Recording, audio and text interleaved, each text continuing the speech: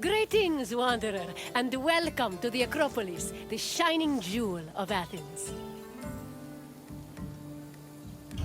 My name is Aspasia. Though I am not originally from Athens, I have climbed to the top of its social ladder using my wit and intellect. I've even earned the love of Pericles, one of the most powerful men in the city. The mind truly is a beautiful thing. Personally, I think the Acropolis is one of, if not the, greatest place in all of Greece. Though, considering it was the project of my partner, Pericles, I may be a touch biased.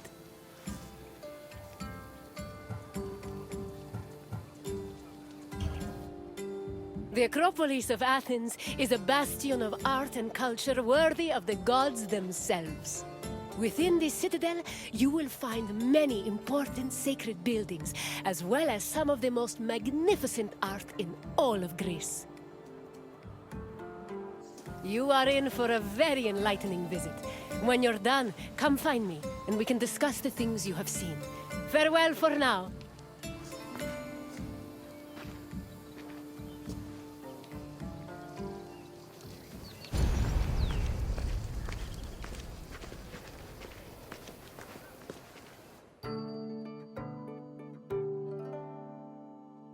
The Acropolis has gone through many changes in its long history. It began as a simple rock, was settled as early as the Neolithic period, and then became a fortress in the Mycenaean period. Stone buildings started appearing in the 7th century BCE. But the famous structures whose ruins remain visible today date mainly from a period of construction in the 5th century BCE. The location of the Acropolis is closely tied with Athens' foundation myth. Supposedly, it was the site where Athena and Poseidon competed for the city's patronage. This connection gave the Acropolis a sacred aura, and it was considered the religious heart of the city.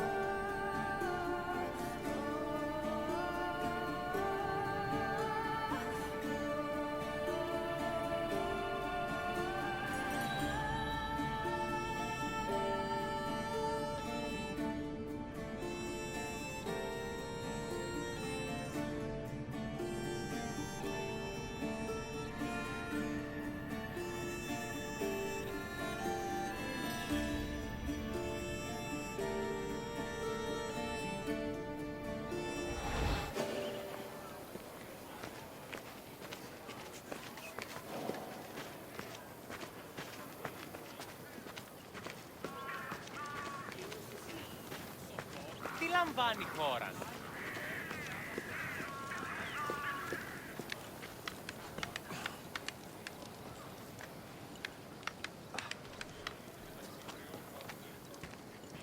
Αδύνατον εσύ.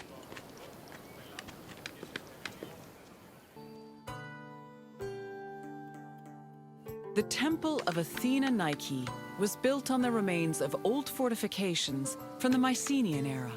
Worship at the temple can be traced back to the 6th century BCE, but the building itself was destroyed during the Greco-Persian Wars a century later. It was rebuilt during the Peloponnesian War. Given that the name Athena Nike roughly means Athena of victory, it was likely constructed in the hopes that Athens would win the war.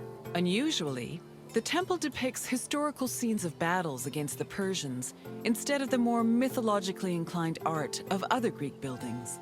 The temple's priestess was chosen randomly among the Athenians and received a salary of 50 drachmae annually, along with skins and trophies from sacrificed animals.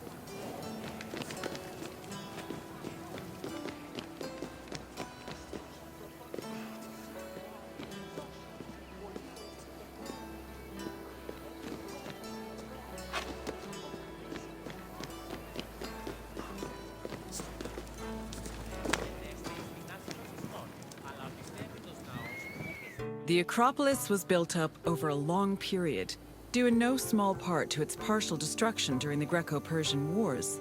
It was in the 5th century BCE, though, that the Acropolis received its most significant improvements. This period was an extremely prosperous time for Athens, both financially and culturally. With a booming economy bolstered by trade and the Lavrion silver mines, Pericles, the leader of Athens, financed a huge project to rebuild the citadel. He enlisted the help of renowned artists, like the sculptor Phidias, as well as the architects Iktinos and Callicrates. Together, they erected buildings like the Parthenon and the Propylaea Gateway. Pericles' goal was to make the Acropolis into a glorious monument to the gods and to mortal Athenians.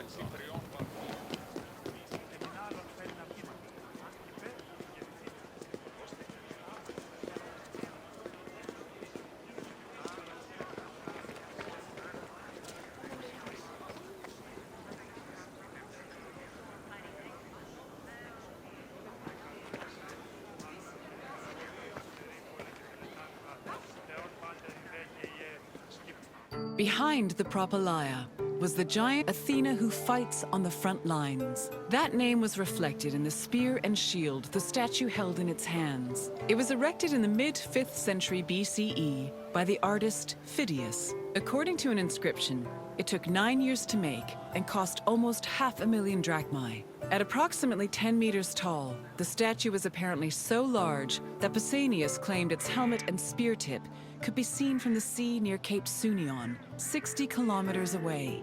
The ornamentation on the statue's shield was engraved by the metalsmith Mies.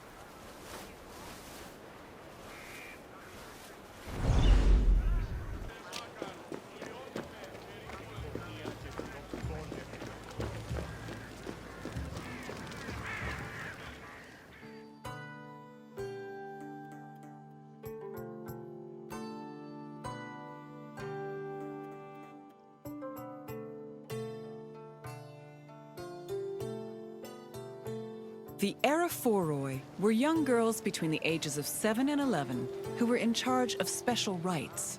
A list of 4 girls was drafted by the Assembly of Citizens, from which the High Magistrate, the Archon Basileus, chose 2 to serve as Aerophoroi for the year. The girls lived in a house on the Akropolis.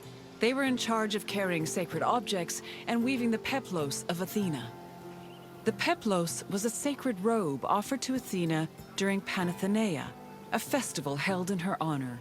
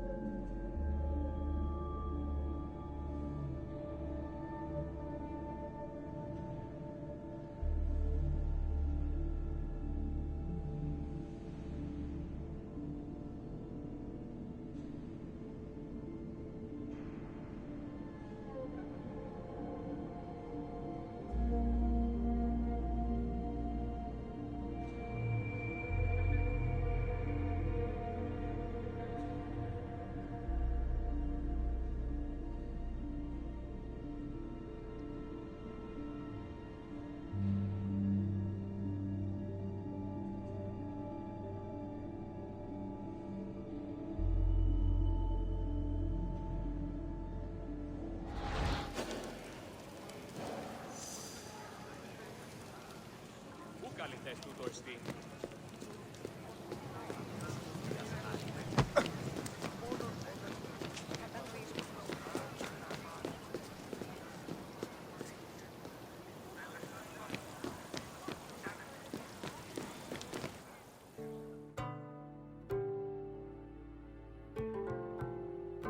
The Erechtheion was an atypical temple.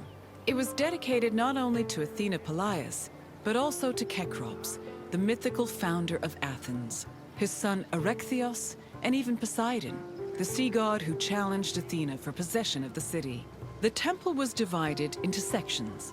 The eastern part housed a statue dedicated to Athena, while the western section jointly belonged to Poseidon and Erechtheos.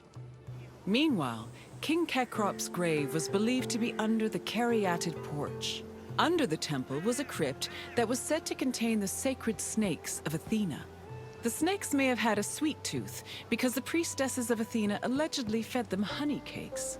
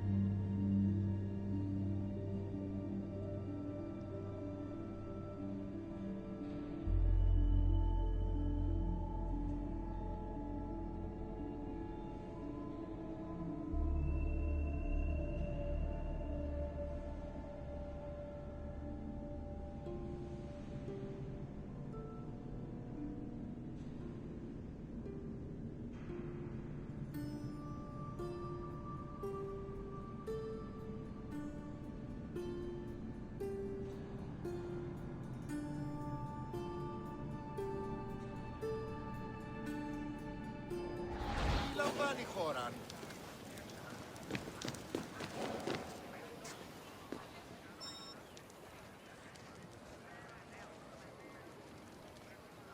Άδικον εστί.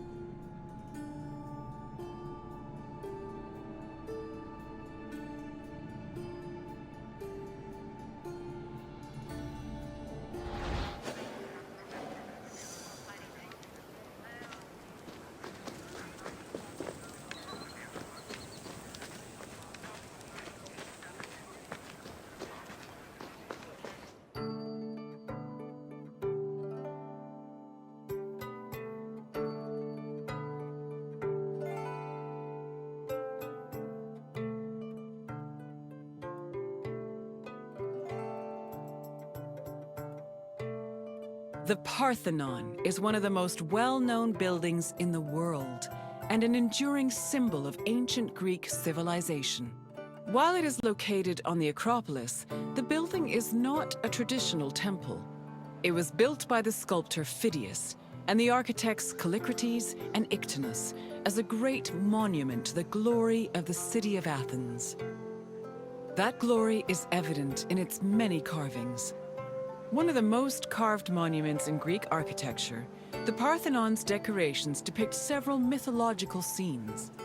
These include the birth of Athena, her fight against Poseidon for the patronage of Athens, the gods' battle with the giants, and the procession of the great Panathenaea.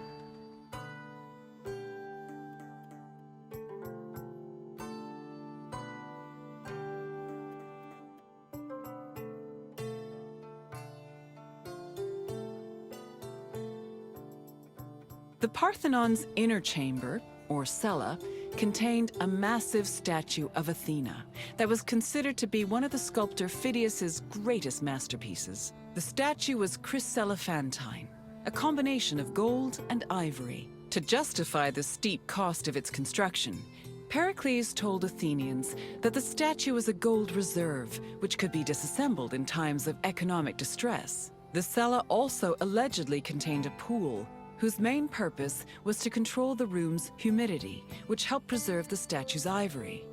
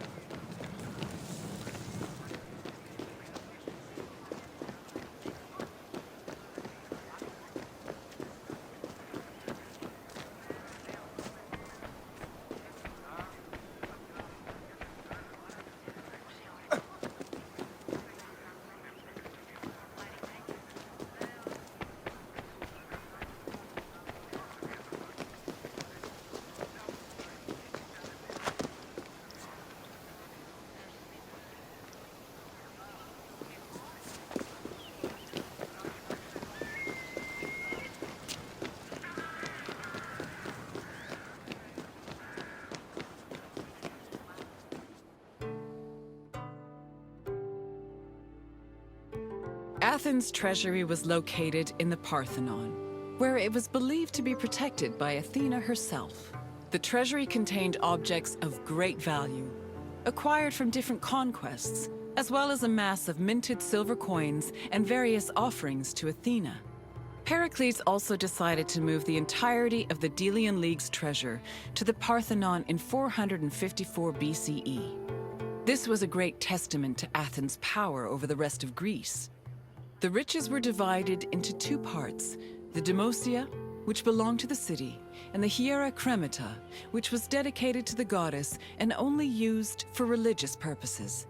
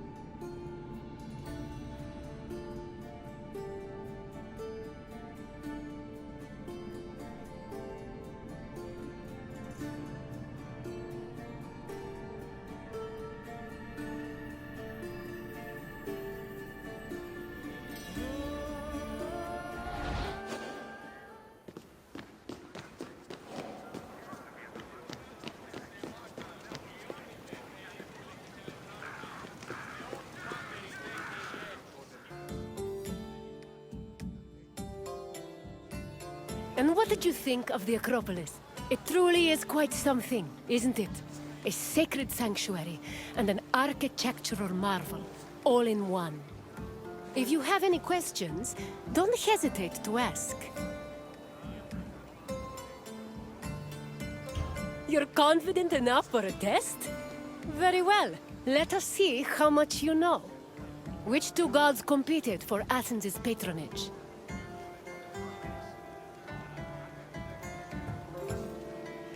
Correct. It was Poseidon and Athena who fought for Athens' patronage. As for who won, the answer is in the city's name. On to the next question. Who sculpted the statue of Athena in the Parthenon?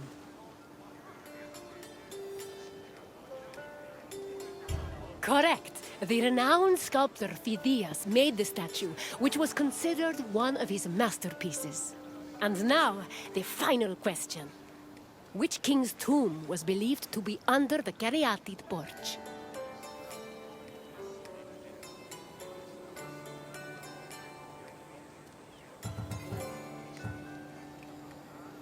That is correct. Akropolis was the mythological first king of Athens, and his tomb was said to be under the Erechtheion. It seems you know much about this place. Well done, wanderer. As you wish. Hopefully we will see each other again soon.